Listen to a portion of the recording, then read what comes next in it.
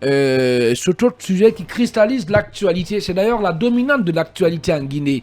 Et depuis hier, sans surprise, l'intercoalition composée de ANAD, RPG Arc-en-Ciel et alliés FNDC Politique, FPP, a annoncé ce vendredi, donc hier, son rejet des conclusions du dialogue inclusif interguinéen organisé du 24 novembre au 15 du mois en cours par le gouvernement de la transition. Et selon ces coalitions, ce dialogue organisé par le gouvernement n'a été en réalité qu'un séminaire de validation. Un séminaire de validation des décisions du CNRD unilatéralement prises, bien entendu, au palais, comme ce fut le cas lors des concertations et des assises organisées, Moustapha Vicky, auparavant par le gouvernement de la transition. Est-ce que ça vous surprend, vous? Non, pas du tout.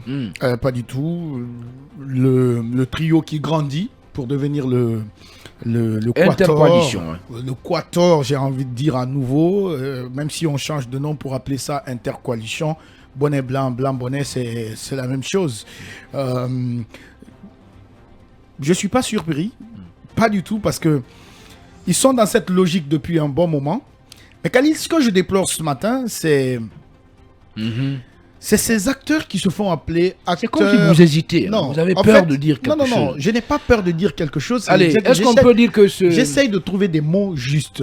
C'est que l'ANAD et ses alliés donc, sont dans leur combat, mais c'est ces acteurs-là quand même qui se font appeler acteurs du cadre de dialogue. Ils se font pas appeler. Attendez. Oui, je le dis encore une fois, même si je n'ai jamais été d'accord avec la démarche de la chaise vide de l'ANAD et alliés, mais je trouve quand même incompréhensible qu'à la sortie de cette intercoalition, que ces acteurs qui se font appeler acteurs du cadre de dialogue, qui décident d'organiser une conférence de presse pour dire nous ne sommes pas d'accord avec la démarche. Mais est-ce qu'ils sont le gouvernement? Allez, justement, non mais c'est leur droit. Est-ce qu'ils sont le gouvernement, Ibrahima Khalil Diallo? De toute façon, en attendant, on sort de ce studio, vous prenez une tasse de café. Le temps pour nous d'aller avec la publicité. Sinon, on risque d'être, en tout cas, frappé par notre directeur commercial, M. Diabaté. Et derrière, c'est les infos que vous allez avoir sur Film Guinée avec Fadima Kanté ou Mariama Diomboba.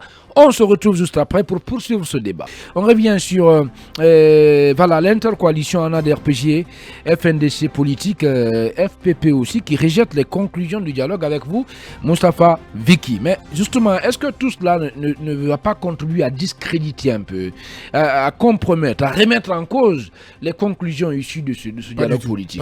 Pas du tout. Ces acteurs sont dans leur rôle, mais ça n'aura aucun impact. Mais c'est les plus représentatifs du pays. Mais Khalil, Vicky, l'avenir de la Guinée risque de vous se habitez décider où? Vous êtes sur la planète Mars, là? En Guinée, non. je l'ai dit. Non. Je l'ai dit. Ces acteurs, quand je parle d'acteurs, je parle de ces différentes coalitions, ont été tellement capricieuses depuis le début de cette affaire que ces coalitions-là, aujourd'hui en intercoalition, risquent de se voir, de voir l'avenir de la Guinée se construire sans elle, quoi. Donc, encore une fois, même si, je le disais, je n'approuve pas la démarche, ou je ne suis pas d'accord avec la démarche de l'intercoalition, composée donc de l'ANAD, du RPG, du FNDC Politique et du FFP qui les rejoint finalement, je ne comprends pas de la même manière la démarche de ceux qui se font appeler acteurs du cadre de dialogue inclusif. L'ANAD a fait, l'intercoalition a fait sa communication hier pour dire ce qu'elle pense, pour en fait exprimer son désaccord et tout ce qui s'ensuit autour des conclusions de ce cadre de dialogue. Mais bon sang de bon Dieu, est-ce que ces acteurs qui se font appeler aujourd'hui acteurs du cadre de dialogue ont besoin d'un droit de réponse vis-à-vis de ce que l'ANAD a dit? Mais pas du tout. Pas du tout. Je pense qu'on a mieux à faire dans ce pays si ces acteurs ont vraiment une mission, c'est de veiller à ce que les conclusions issues de ce cadre de dialogue soient respectées, soient mises en œuvre par le gouvernement. S'il y a une communication à faire, je pense que c'est d'interpeller le gouvernement à ce que ces conclusions soient mises en œuvre. Mais encore une fois, cette intercoalition, si elle ne fait pas attention, pour revenir donc à notre sujet, si elle ne fait pas attention, l'avenir de la Guinée se décidera sans elle. Ibrahima Sorel Nkonsuma, est-ce que c'est votre opinion là-dessus? Bon, Moustapha Vicky qui blâme ces acteurs-là, qui pensent que, à la limite, qu'ils ne sont pas de bonne foi, et plus loin, qui estiment que ces coalitions sont en train de se retirer du jeu politique. Il faut lui faire comprendre que Voilà, c'est les acteurs les plus représentatifs du corps électoral. Mais qui sont absents Allez-y, au cadre Lincoln. de dialogue. Allez-y. Je vais être. Est-ce que tout cela ne rend pas bancal disons le dialogue politique interguinéen? Ça ne risque pas de compromettre ces conclusions? C'est la question que j'ai posée à Vicky tout à l'heure. Je voulais juste faire des mises au point. Oui. Et de façon très élémentaire pour que mon petit frère Vicky comprenne la situation. Supposons que Vicky et moi, nous nous entendons pas et que Khalil se porte médiateur, quelle va être la démarche? Le médiateur appelle Khalil et Lincoln et Vicky, ils s'asseyent, ils discutent de leurs points de divergence. Et ils s'entendent sur quoi ils peuvent peut-être collaborer les jours à venir. C'est ce qui devrait se passer. On va rappeler que le CNRD, ce n'est pas un parti politique. On veut aider le président. Mais la démarche par rapport au dialogue, ce n'est pas une très bonne démarche. Parce que avant le colonel Doumbouya, il y a eu des dialogues dans ce pays. Rappelez-vous, hier, le président du parti UPG le rappelait. Les premiers dialogues en Guinée dataient sous Lansana Conté. Le premier round n'a pas marché. Mais finalement, le deuxième round a marché, ce qui a permis aux partis politiques même d'avoir un statut et de mettre en place même ce qu'on appelle la CENI. Parce que les partis se sont entendus sur les points autour desquels il faut discuter. Le péché du dialogue actuel, c'est là le problème. Ceux qui ne s'entendent pas avec les autorités n'ont pas eu le temps de s'asseoir pour discuter des points sur lesquels il fallait tenir compte au cours du dialogue. Non. Ils n'ont pas voulu. C'est moi qui parle. Oui, mais Lincoln, on a mis un cadre. On a mis un cadre de concertation en place. On leur a dit, ils ont été les premiers à dire, nous ne sommes pas d'accord, on ne veut pas des concertations, mais on veut du dialogue. On leur sert du dialogue. Tout le temps de parler. Parce que tout simplement, c'est le Premier ministre qui va diriger ce dialogue. Merci beaucoup. Ils ont été capricieux, il faut le reconnaître. Merci, Vicky. En train de déformer tout. Moustapha Vicky. Je suis en train d'apprendre ce qu'on appelle un dialogue. Mais voilà le problème. Voilà, donc pour que les gens s'entendent, il fallait qu'ils s'asseyent pour discuter de leurs divergences, ce qui n'a pas marché. Le Premier ministre a fait des démarches, certes, mais le Premier ministre et le gouvernement ont imposé la règle du jeu. Étant donné que le CNRD et ses partis politiques ou plateformes de la société civile sont des parties prenantes au dialogue, il fallait qu'ils s'entendent. Donc les autres voulaient quoi? Qu'on discute des points autour desquels, certainement, le dialogue allait statuer. Mais malheureusement, ce n'est pas ça. C'est comme si l'équipe de film doit jouer aujourd'hui contre l'équipe de nostalgie. Nous, à film, on dit forcément, on choisit le stade. On choisit les arbitres du match. Est-ce que les autres vont accepter? C'est ça la réalité. Donc aujourd'hui, c'est le colonel qui a fait le coup d'État. C'est lui qui a pris le pouvoir. On ne peut pas discuter des problèmes de la Guinée en mettant de côté une frange importante des Guinéens. Bien. On va toujours le dire. Aujourd'hui, puisque ça marche, tous ceux-là qui sont derrière le colonel vont applaudir. Mais demain, ils vont être les premiers à dire, on l'a dit à Lansana Conté, on dit qu'il a été têtu. On a dit à Alpha Condé. Les mêmes expressions vont revenir en cas d'échec du colonel que nous ne sortons pas. Vous ne pouvez pas faire aujourd'hui, en tout cas les choses en Guinée, sans tenir compte, je le dis et je le réitère, du RPG Arc-en-Ciel, qui est la plus grande formation politique de ce pays. Vous ne pouvez pas le faire sans l'UFDG, dont le leader traîne plus de 40% des Guinéens. Vous ne pouvez pas le faire sans Sidi Touré, sans Lansana Kouyaté, parce qu'ils ont fait des preuves sur le terrain, sans Faya Milimono, sans les autres partis qui ont participé quand même à des élections. Une fois de plus encore, aujourd'hui, ça crie un peu partout de joie.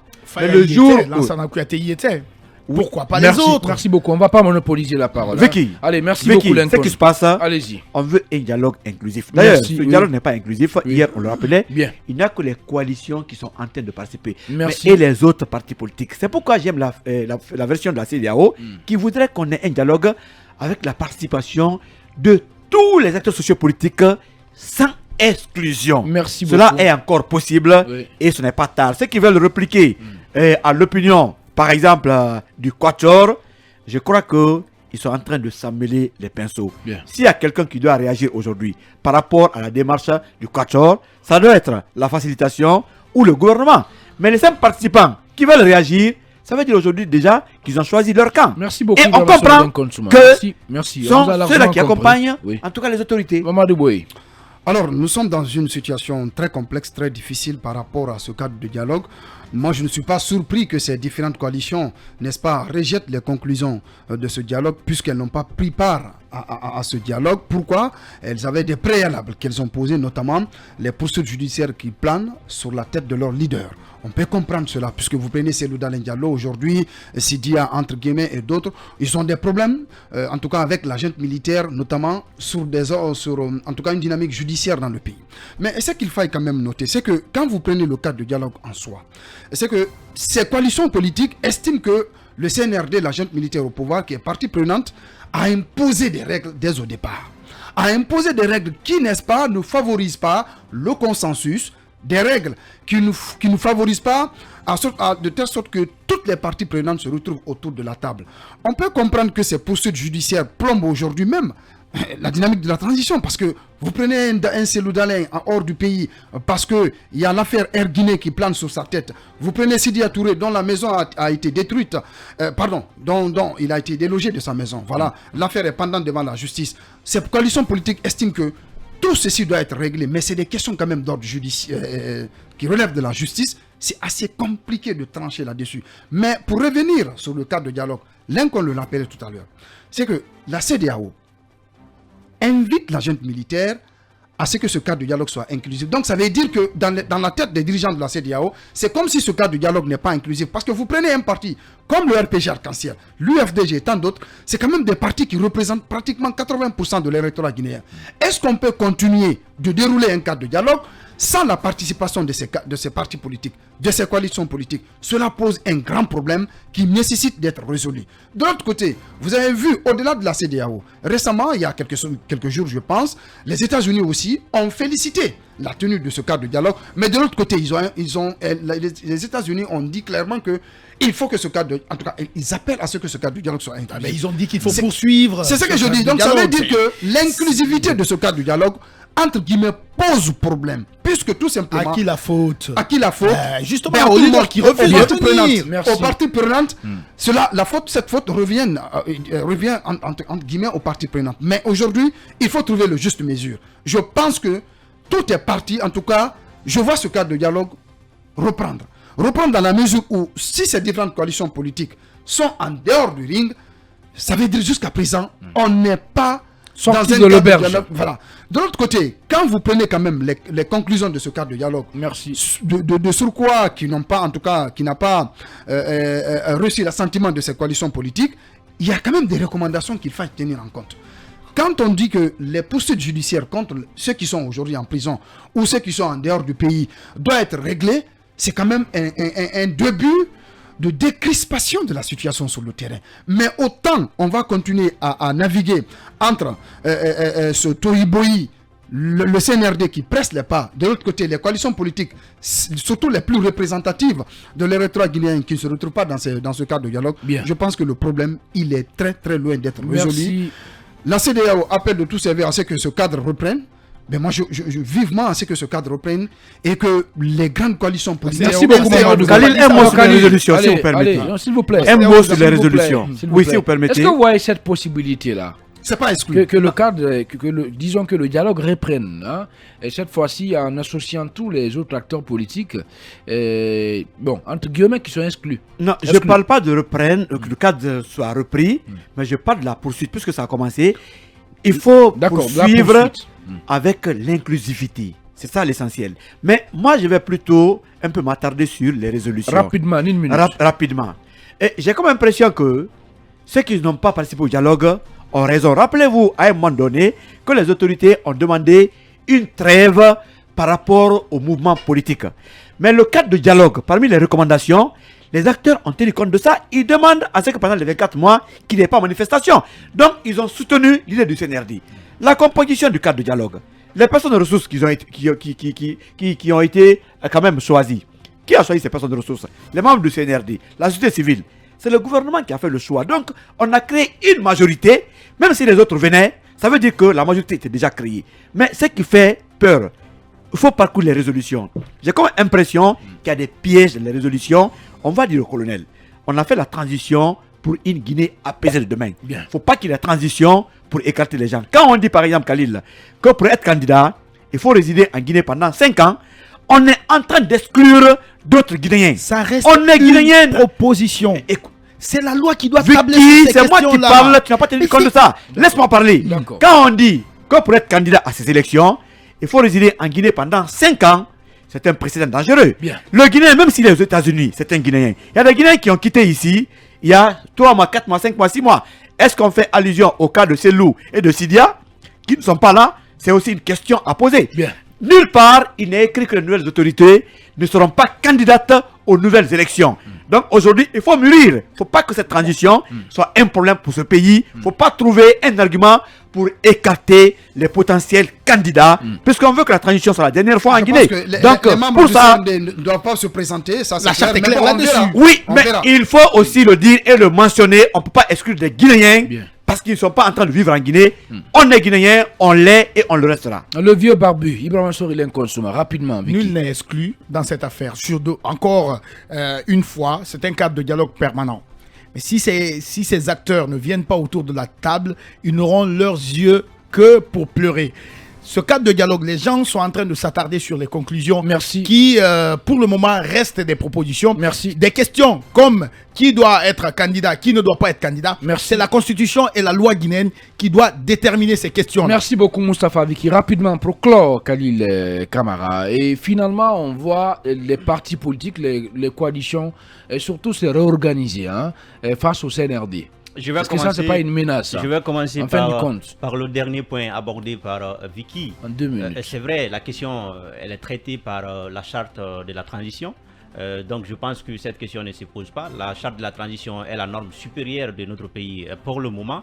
Donc les conclusions qu'elle prévoit cela ou pas, on peut tenir compte, on tient jusqu'à présent aux dispositions concernant l'interdiction de candidature des membres du CNRD. Voilà, maintenant je vais m'intéresser à ces communiqués de l'intercoalition parce que je trouve qu'il est très très important. D'abord, c'est une question de précision. Vous savez aujourd'hui qu'il y a une sorte d'amalgame au niveau de l'opinion internationale, je veux parler bien de la communauté internationale, sur l'inclusivité de ces communiqués, sur l'inclusivité, pardon, de ce cadre de dialogue. Parce que vous vous rappelez que il y a les États-Unis récemment qui ont fait un communiqué, alors manifestant, si vous voulez, leur soutien au cadre de dialogue qui se tient actuellement en Guinée. Mais il faut dire que si l'intercoalition sort pour faire le communiqué, c'est un peu faire comprendre à la communauté internationale voilà, qu'elle n'est pas concernée par les conclusions qui sont sorties du cadre de dialogue alors qui a été organisé par le gouvernement. Donc ça c'est très important parce qu'il ne faut pas rester bras croisés, parce que restant aujourd'hui silencieux à ne pas se prononcer sur la question, vous comprenez que le trio donne un peu l'impression qui sont d'accord avec, je veux parler des partis politiques, qui sont d'accord avec tout ce qui se passe en Guinée. C'est pourquoi la communication, cette communication, elle est importante parce qu'elle vient cadrer les choses. Ça, c'est le premier aspect de leur communiqué. Maintenant, de l'autre côté, il y a quand même une sorte d'ouverture. C'est-à-dire que la coalition, l'intercoalition, ne reste pas fermée face au cadre de dialogue.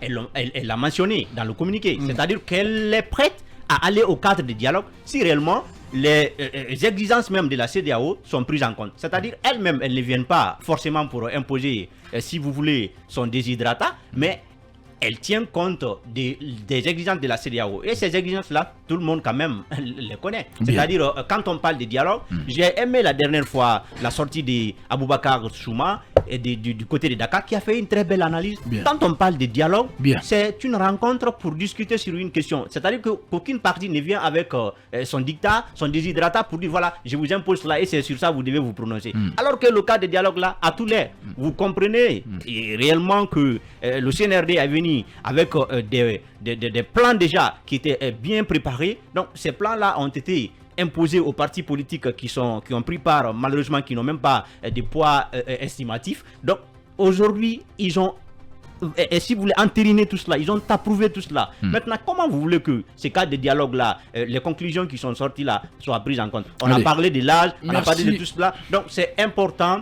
que jusque-là, rien n'est fait pour le dialogue en Guinée. Merci donc, beaucoup, il faut revenir Khalil, en arrière Camara. pour faire adhérer les partis politiques qui représentent mieux les Guinéens. Merci beaucoup, Khalil. Rapidement, Ibrahim Sori Linkonsuma, je vais vous faire réagir en 1 minute.